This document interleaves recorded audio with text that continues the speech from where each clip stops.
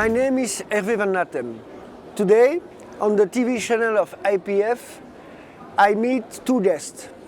Udo Voigt, member of European Parliament for Nationaldemokratische Partei Deutschland. Welcome, Udo. Welcome. And Roberto Fiore, former member of European Parliament, chairman of Forza Nuova in Italy, and chairman of Alliance for Peace and Freedom. Welcome, Roberto. Today we will talk about the Syrian tragedy. My first question will be, what's the opinion of APF over the war in Syria, and what is the position of APF about Bashar al-Assad's regime? Well, first I would give an answer which is a bit ideological, in the sense that Assad belongs to that movement which is called Ba'athist, which from the 50s, 60s and 70s pushed a line that was nationalist but anti-American, with very strong social inclinations and fairly pro-European. And I think it's important to notice that the Ba'ath party always left religious liberty and the possibility for Christians to develop and to progress in these nations. And in fact, we have to consider that in all these systems there is a very strong Christian position. So that makes the Ba'ath party and Assad a natural ally of Europe. Then we have to say that basically Assad has been the only force who has tried to stop terrorism from spreading from the area to basically the North Africa, all the Middle East, and potentially in Europe.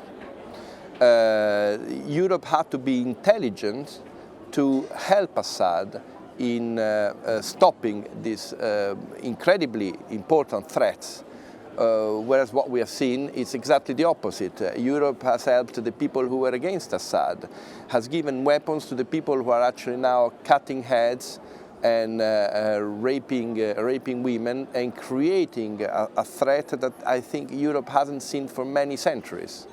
So basically we are in favor of Assad.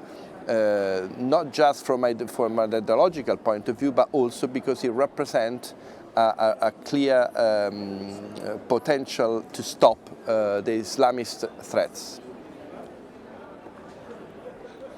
Everyone knows that the United States and Israel support some Syrian rebel groups. This is not a surprise. But other countries support jihadist groups. Who are these countries and why are they doing this? Yeah, I think they're doing it due to religious things, because they want to fight for the Islamic states, and usually that's our Islamic states who support these groups. And I think it is a terrible situation now. But if we are stay together, we will solve the problems. I would also add that there are very clear evidence that this ISIS thing has been pushed and helped, like in a laboratory, by Americans. And obviously it's also the interest of Israel is that no one thinks about them, and that these militants, these jihadists, don't go to Jerusalem, but they go to Rome, which is exactly what they're saying.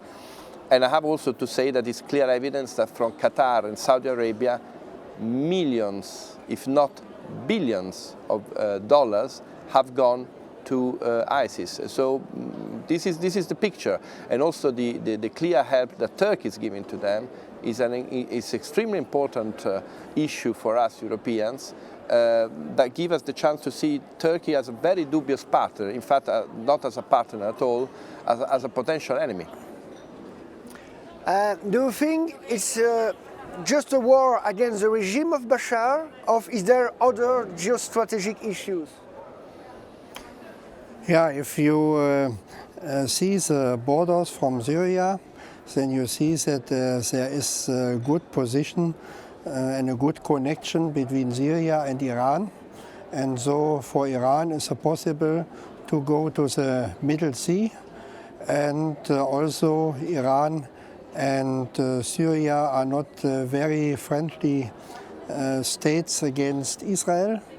And so I think somebody in the United States want to destroy this connection, and first thing is to destroy Syria and to make a new area like Afghanistan, Iraq or Libya. I would also say that it's very interesting. I was told by a priest who is actually in Aleppo at the moment that it has to be noticed that all the areas that ISIS is taking, is trying to seize and to control are the north of Iraq and north of Syria, where actually the Christian communities are stronger.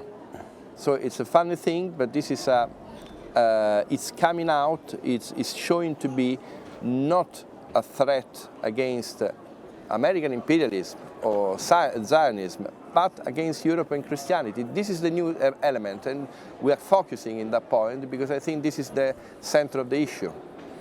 In this discussion, I think it's also important to know and remember that very good connections are between Turkey and Israel. Yes. And Turkey is supporting the terrorists and the foreign fighters in Syria. And I think that's another reason to look what happened in this area. Turkey is also a friend of the United States of America. And Turkey also wants to come in the European Union. And I used to say if Turkey would be a member of European Union, because for me it's not possible, because it's not Europe. But if Turkey will come in European Union, some years later Israel will come into the European Union. Do you think that Salafism and Wahhabism are the great dangers of the future? Well, I would say that Salafism and Wahhabism have been used. Obviously, in the theory is a definitely violent and potentially terrorist theory. But these sort of elements of Islam are being used by certain powers to provoke the war. It's very clear. In the sense we have to see all that is happening as an alliance between Salafist or Wahhabist and fundamentalist Islam and the top level of Anglo-American intelligentsia. The objective of this Anglo-American intelligentsia, with obviously the help of Zionism, is to attack and possibly destroy Europe. I would even say that there is a same strategy that we have seen against the pigs. Do you remember the idea of Portugal, Italy, Greeks and Spain being called pigs and attacked economically and financially? I wonder, was that the first step of a war against Europe? And this is the last step? I think it's probable, because if we see the attacks on financial issues against Europe are really maneuvered by Americans, and this ISIS threat again is maneuvered by Americans. So there is a coincidence that we should think about. I don't think that Salafism and Wahhabism are the great danger of the future.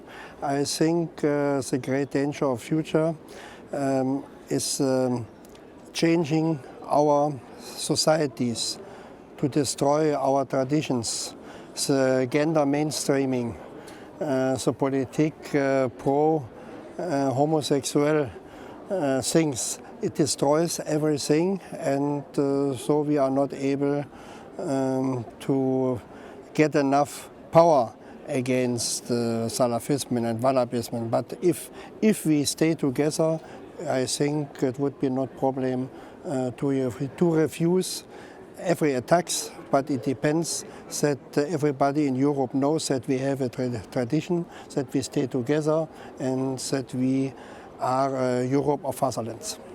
I want to dwell on that point. I think Udo is very right, because today I was reading an Italian newspaper, and we are at the time of the ISIS threat. They are showing the blood going from Libya to Italy, and we had the two big pages of this journal dedicated to the third sex, the possibility for a third sex to be accepted in the, from a legal point of view. So this shows, when we see in history, there is an expression which I'm sure is European, that during the attacks to Constantinople, they were talking about the angel sex. No, this is something very, very well known. Now we are witnessing exactly the same thing.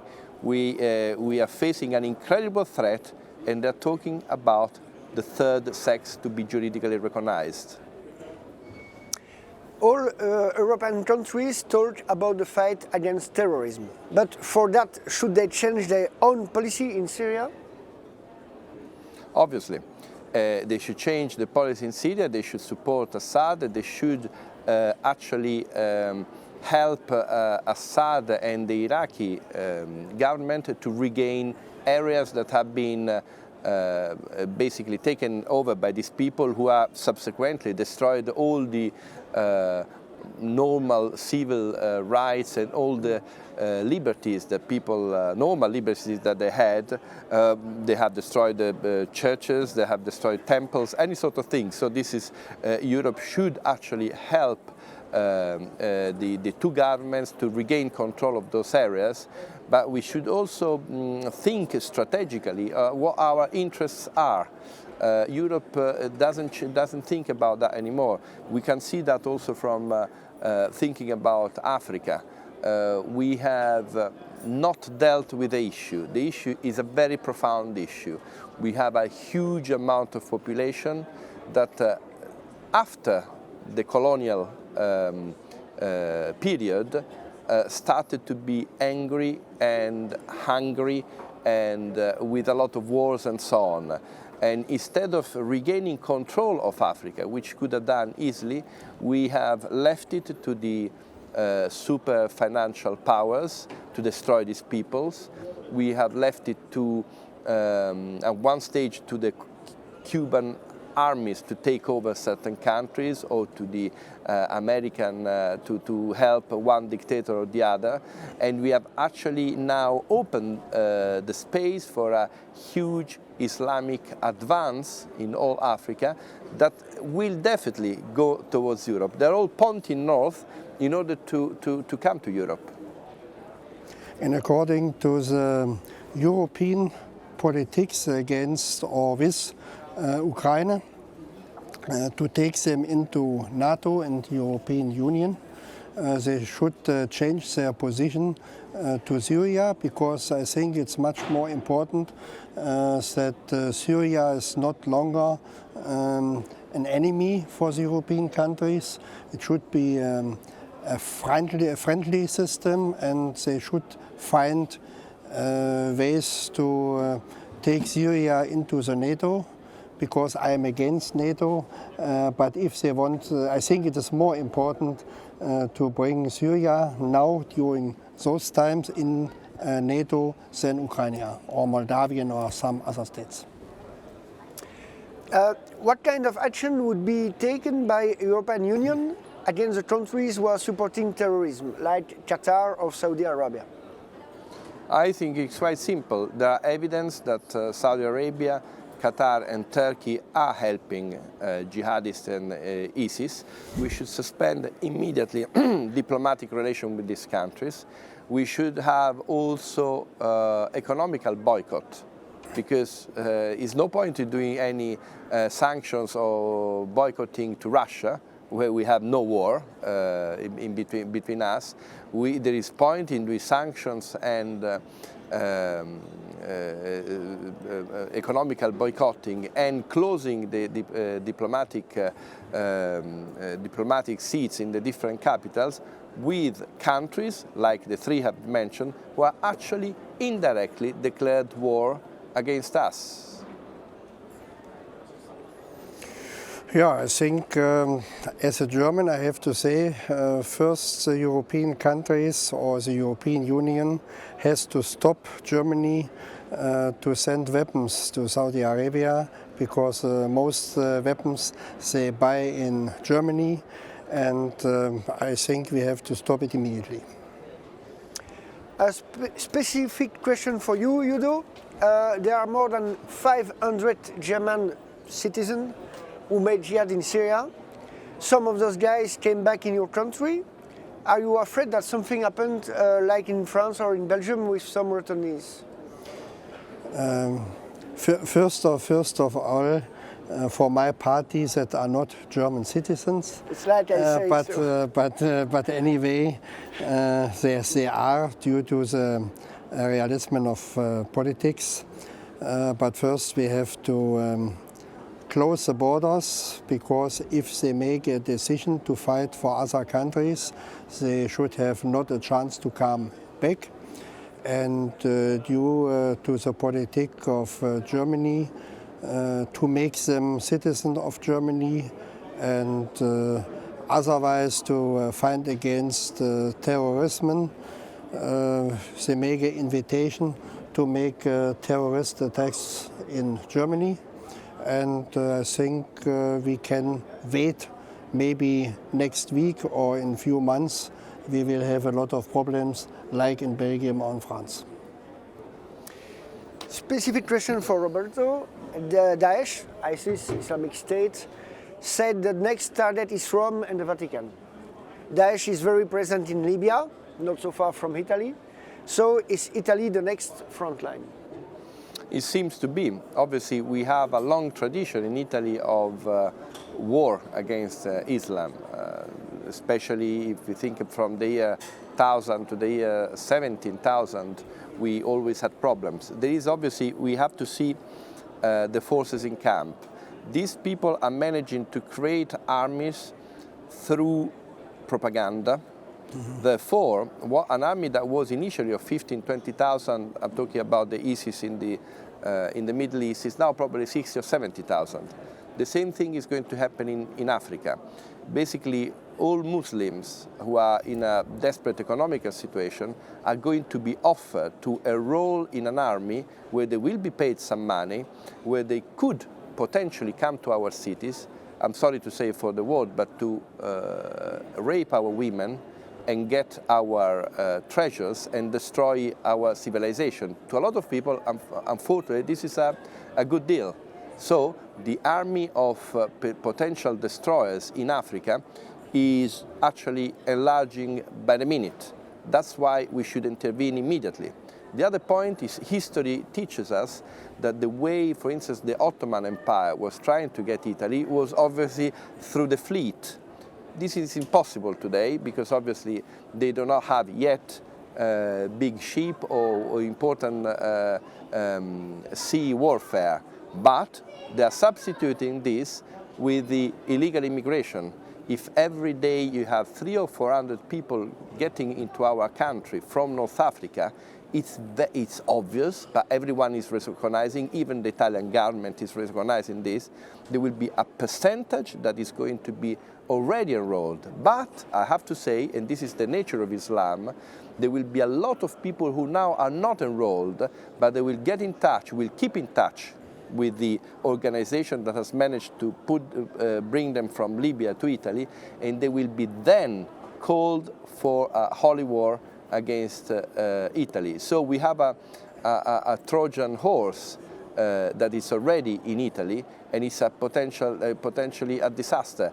I think also the government, which is quite, I would say, in this issue is quite absurd in its behavior, is realizing that this is happening and something has to be done. Obviously, our position is quite simple.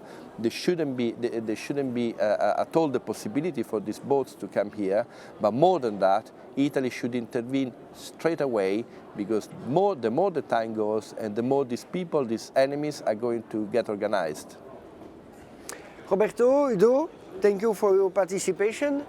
I will conclude by recalling that terrorist groups like ISIS and al-Nusra, who are fighting today in Syria and Iraq, are a clear and present danger to all of Europe. Remember that today, Syrian Arab army is also fighting to defend Europe and to protect our values against Salafism, Wahhabism and terrorism. Thank you for your attention.